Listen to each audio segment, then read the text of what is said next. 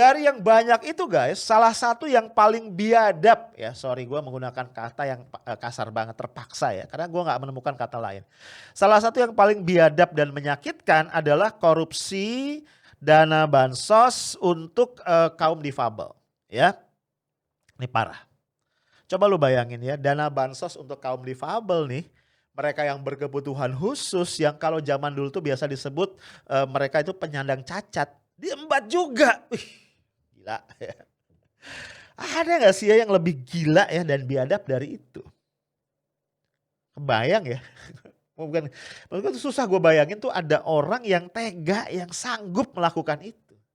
Itu masih punya hati apa enggak ya?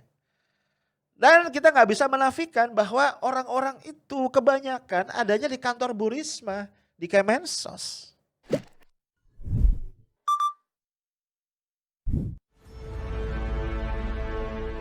Di lokasi bencana, Risma mengunjungi dua tempat yakni Ponpes Ar-Rasyid Kecamatan Bangsal Sari dan Balai Desa Wonoasri Kecamatan Tempurjo.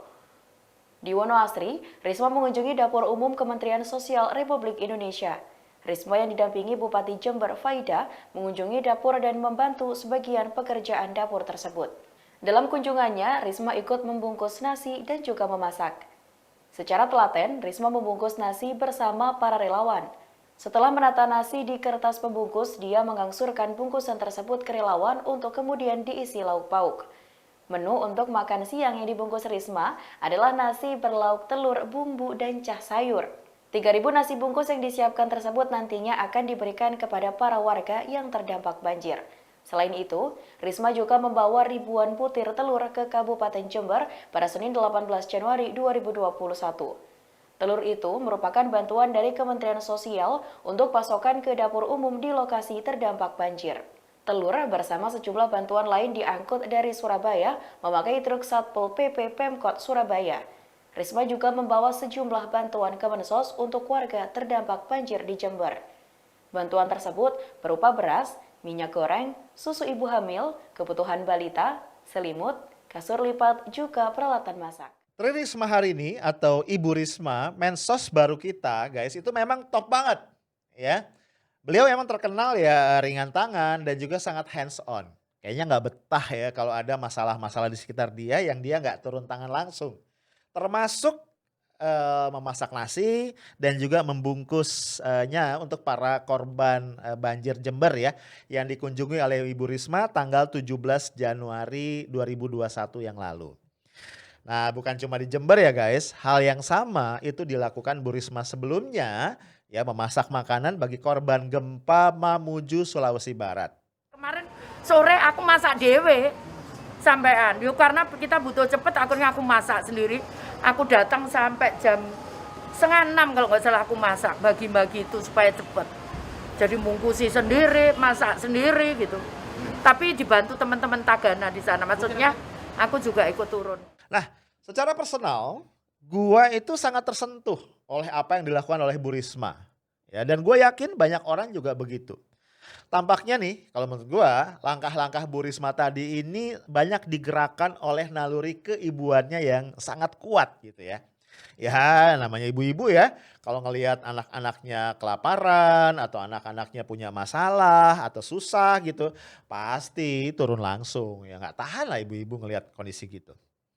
Nah, belum pada lupa kan ya, belusukannya Bu Risma di berbagai titik di Jakarta, mulai dari pinggir Ciliwung sampai kawasan Sudirman Tamrin yang sempat bikin heboh di jagat media sosial. Ya, nah Bu Risma juga kita tahu sempat memasukkan beberapa tunawisma ya diantar langsung loh ya untuk bekerja di anak perusahaan BUMN, yaitu di PT Pembangunan Perumahan Properti di Bekasi.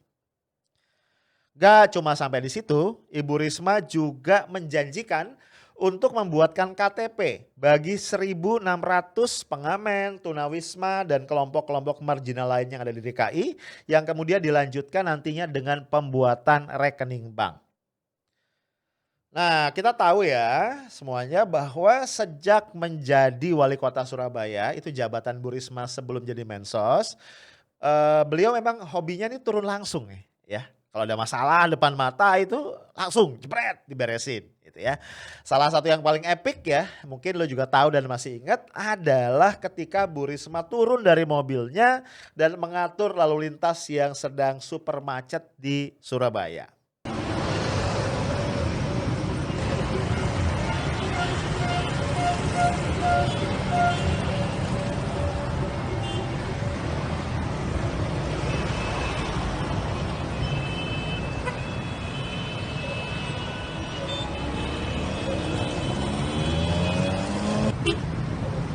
Nah ini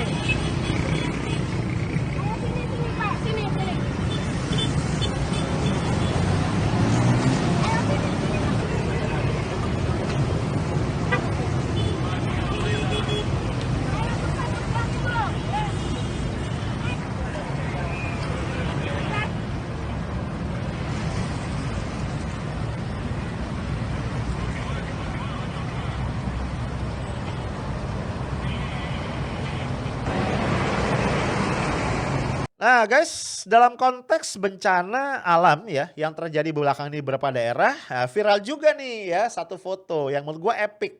Bu Risma itu ikut mengangkat batang kayu bersama cowok-cowok. Gue pas lihat itu gila ya Bu Risma emang perkasa banget ya, sosok perempuan perkasa. Mungkin kalau dalam film-film kartun atau komik ini sosok Wonder Woman ya, tapi dalam pakaian lengkap ya. Nah, tentu aja guys, ini banyak yang kagum ya, juga mendukung langkah-langkah dramatis Ibu Risma tadi. Tapi jangan salah, yang mengkritisi juga banyak. Ya, misalnya nih, soal mempekerjakan tunawisma di BUMN. Ini banyak yang menilai bahwa hal ini bisa menselisihi atau menselisihi itu apa ya? Bisa merusak nih ya mekanisme rekrutmen dan seleksi di BUMN yang biasanya tuh udah baku. Belum lagi nanti bisa menimbulkan rasa iri ya. Ya sih dari banyak orang yang nggak punya kerjaan nih, yang diberhentikan dari pekerjaannya karena COVID misalnya, yang nganggur itu banyak banget. Kalau yang diistimewakan nanti bisa jadi ada gejolak ya. Itu soal tadi mempekerjakan tunawisma di BUMN. Soal yang tadi bikin KTP ya untuk kaum marginal DKI Jakarta. Ini Risma dinilai merecoki kewenangan Pemda atau Pemprov setempat, khususnya Dinas Kependudukan dan Catatan Sipil. Dan juga jajaran di bawahnya sampai ke level RW dan RT. Jauh ya. Dampaknya apa nih? Forum RT RW se-Jakarta melawan. Ya.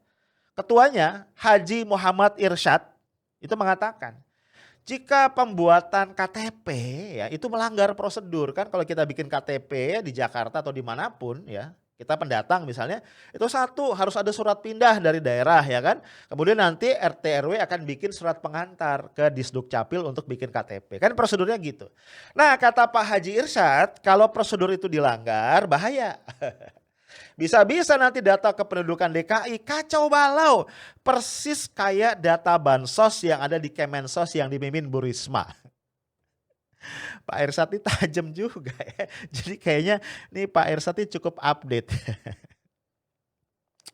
Nah lanjut nih ya, masih menurut Forum RT RW se-Jakarta. Tugas Kemensos itu adalah mendidik dan melatih ya para tunawisma yang ada ya, supaya apa? Supaya mereka kemudian bisa produktif dan kemudian dikembalikan ke daerahnya masing-masing. Di situ mereka bisa membuat aktivitas ekonomi yang kemudian bermanfaat. Nah, yuk guys kita dalamin lagi nih statementnya Pak Haji Irsyad tadi. Ya, kan dia bilang kan kalau data kependudukan diacak-acak nih bisa berantakan, persis kayak data Kemensosnya yang dipimpin sekarang oleh Bu Risma. Nah ini kayaknya Pak Irsyad ini baca berita banyak juga ya, jadi tahu juga. Ya kenapa gue bilang begitu? Karena kita tahu ya dalam pertemuan dengan Ibu Risma tanggal 11 Januari yang lalu, para pimpinan KPK itu sudah menyampaikan sejumlah persoalan ya. Terutama persoalan dalam data terpadu kesejahteraan sosial atau DTKS. Di mana terdapat 16,7 penduduk tanpa NIK. Lalu ada 1,06 juta NIK ganda, dan ada 234.000 orang yang sudah wafat tapi masih ada di dalam daftar DTKS tadi. Kacau. Jadi kalau di jumlah-jumlah ini ya, total data bermasalah itu ada 17,994 juta, hampir 18 juta dari total 97 juta data individu yang ada dalam DTKS. Ini sekitar 18,55%. Parah bro, ya.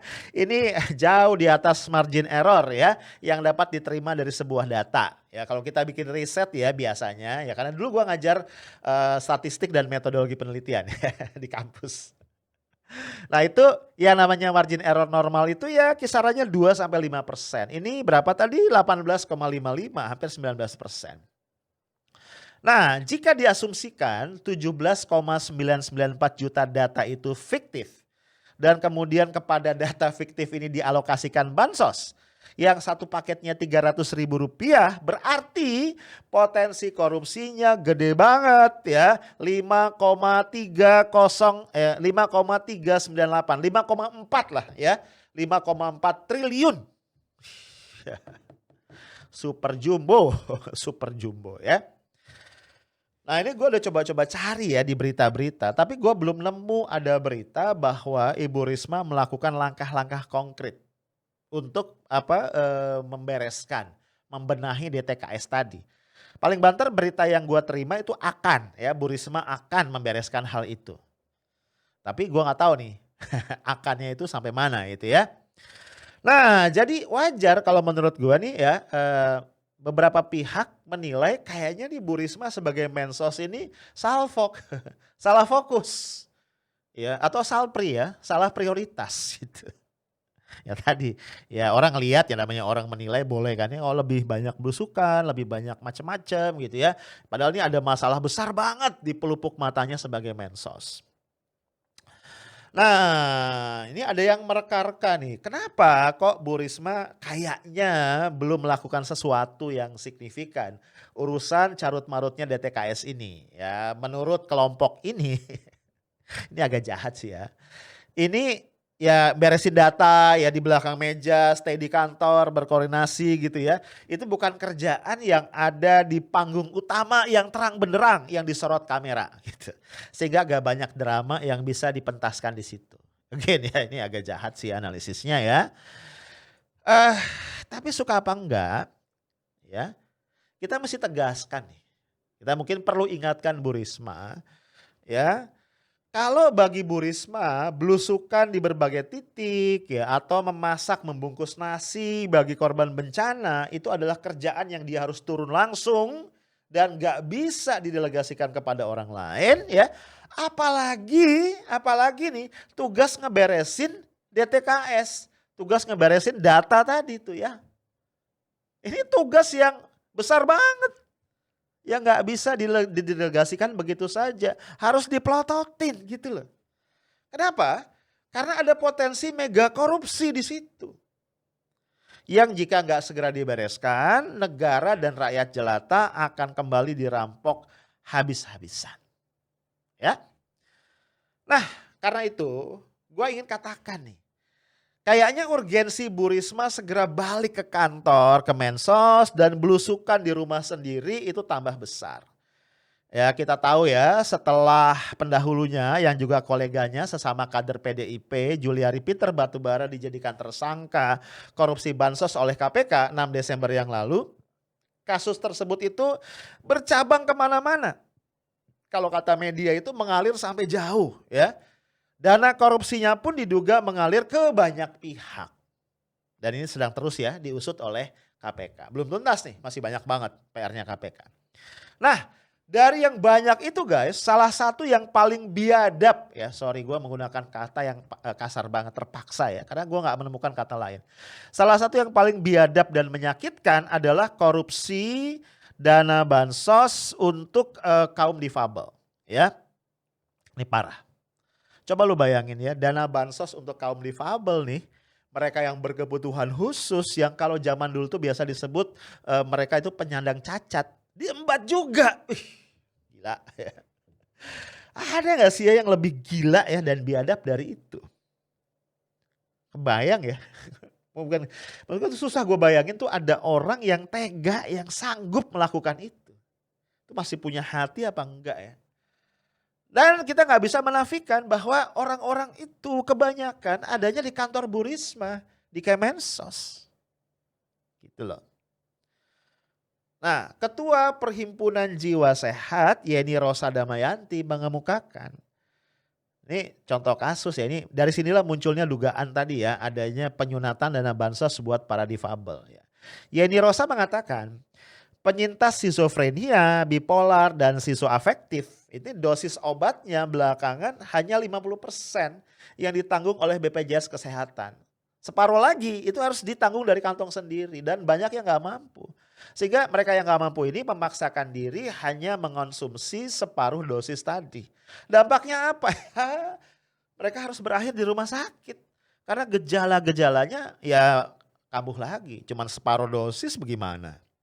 Ya. Nah, Yeni Rosa juga menambahkan, pemerintah, ini menurut Yeni Rosa ya, tidak punya data valid tentang kaum difabel penerima bansos. Tahun 2015, ini data lama berarti ya, tercatat 21,5 juta jiwa difabel. Kemudian ada data dari Tim Nasional Percepatan Penanggulangan Kemiskinan TNP2K, panjang amat namanya ya. Tahun 2018 jumlah difabel kategori miskin bertambah sebanyak 18%. Ya, namun belum ada data valid berapa jumlah difabel yang terdampak pandemi COVID-19. Jadi again masalah data yang jorok. Dan seperti yang gue bahas tadi ya di atas, data-data penerima bantuan ya, data orang terdampak COVID-19 yang berantakan ini berpotensi menimbulkan korupsi yang gila-gilaan. Ya logis ya. Pokoknya kalau udah abu-abu, gelap, nggak jelas, nggak transparan, di situ potensi korupsi itu akan muncul ya guys. Nah lanjut lagi nih ya, beberapa indikasi. Ketua Organisasi Harapan Nusantara, Ohana, singkatannya lucu ya, Ohana. Nining Suryatiningsih mengatakan begini, pembagian bansos tidak merata ya kepada kaum difabel. Maret sampai Oktober 2020 penyandang difabel di 6 kabupaten kota di daerah istimewa Yogyakarta dan Jateng tidak bisa mengakses dana bansos. Akibatnya ini salah satu aja, anak-anak dengan disabilitas yang berat ya atau multidisabilitas ya itu nggak bisa akses bansos. Ya, misalnya anak-anak yang menderita cerebral palsy ya itu nggak bisa terapi rutin. Sian banget ya. Lu pernah lihat kan anak yang menderita cerebral palsy ya. Lalu ada lagi nih Mbak Tri Astuti Handayani dari Himpunan Wanita Disabilitas Indonesia. Mengatakan gini, ini gak ada tender nih dalam pengadaan barang. Bansos yang diserahkan kepada kaum difabel yang dinyatakan nilainya 300.000 per paket, setelah dicek berdasarkan harga pasar di wilayah Bekasi, itu nilai realnya itu hanya sekitar 220.000. Jadi setidaknya ada yang hilang itu 80.000 per paket. Belum lagi nih paket tersebut banyak yang berisi makanan kaleng dari merek yang sebenarnya sempat dilarang beredar gitu ya, parah ya. Atau juga makanan kaleng yang hampir kadaluarsa, cuman 1-2 hari ya. Setelah dibagikan itu tanggal kadaluarsanya. Atau bahkan ada yang sudah kadaluarsa beberapa saat. Gue bilang astagfirullah, ini kaum difabel ya masih dikerjain juga. Ampun. Nah jadi bisa dipahami ya kalau kemudian ada pernyataan serem nih ya, ngeri-ngeri sedap dari anggota Komite Hak Asasi Manusia Perserikatan Bangsa-Bangsa untuk Konvensi Hak Penyandang Disabilitas, Mbak Risnawati Utami. Nah Mbak Risnawati mengatakan begini, dilihat dari perspektif hukum hak asasi manusia internasional, korupsi dana bansos yang terjadi merupakan pelanggaran HAM berat. Kenapa? Karena dilakukan dalam situasi bencana dan korbannya adalah difabel yang merupakan kelompok marginal. Guys, jadi gue mau tegaskan ini. Gue sekali lagi tidak dalam posisi memperdebatkan. Enggak sama sekali. Apakah langkah-langkah Bu Risma ya tadi belusukan, ngurus tunawisma, masak di daerah bencana dan lain-lain itu pencitraan atau bukan? Gue gak berdebat tentang itu. Ya, kalau lu sebut bukan pencitraan, oke. Kalau lu ngotot itu pencitraan, nggak apa-apa atau nggak melanggar hukum juga, gitu ya. Gue setuju kok, ya bahwa Bu Risma itu orang baik, baik banget, ya. Tadi gue bilang ini naluri keibuan itu sangat-sangat kuat. Jadi gue nggak ada urusan, nggak ada keinginan, nggak ada pretensi membuli Bu Risma gitu, gue nggak ikutan.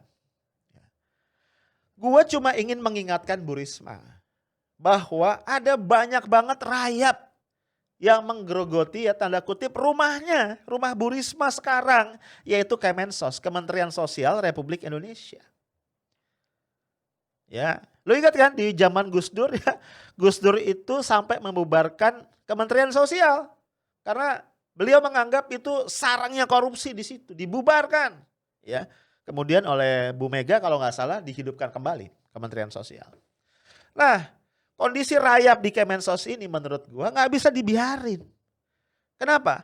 Karena melalui kementerian ini negara itu menitipkan anggaran yang super jumbo, ya gede banget, ratusan triliun untuk mengurusi warga negara yang kurang beruntung.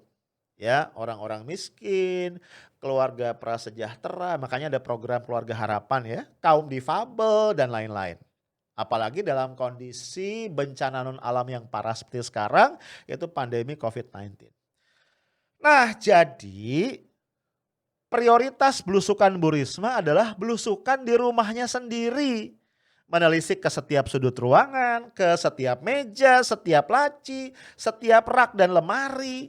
Memanggil dan mewawancarai semua pegawai dari jenjang paling atas sampai paling bawah. Untuk memastikan semua rayap itu tuntas dibasmi. Dan setelah itu men-setting ulang sistem pengelolaan dan sistem pengendalian bansos yang benar-benar transparan dan akuntabel. Sekali lagi ya Bu Risma yang saya hormati, Ibu perlu ingat ya mengapa Ibu sekarang berada di posisi Ibu sebagai Menteri Sosial. Ya guys, kita tahu ya Bu Risma ini menggantikan Juliari Peter Batubara. Mensos sebelumnya, sejawat Bu Risma di PDIP yang menjadi tersangka korupsi bansos. Nah, kalau Bu Risma tidak fokus melakukan pembenahan internal, ya besar-besaran, fundamental, mendasar di Kemensos, besar banget kemungkinan kasus bansos, ya kasus korupsi, penyunatan, pemotongan, penggelapan apapun namanya terhadap dana bansos yang merupakan hak rakyat kecil ini akan kembali terjadi dan berulang. Of course kita nggak mau karena ini sangat menyakitkan dan menghina ya kita semua sebagai anak bangsa. Oh ya guys, gue ingin ingatin ya di change.org itu ada petisi hukum mati Juliari Batubara, koruptor bansos COVID-19. Kalau lu mau join memberikan dukungan, ada linknya ya yang gue tinggalin di kolom komentar. Itu aja dari gue, stay tough, smart, and professional. Assalamualaikum warahmatullahi wabarakatuh.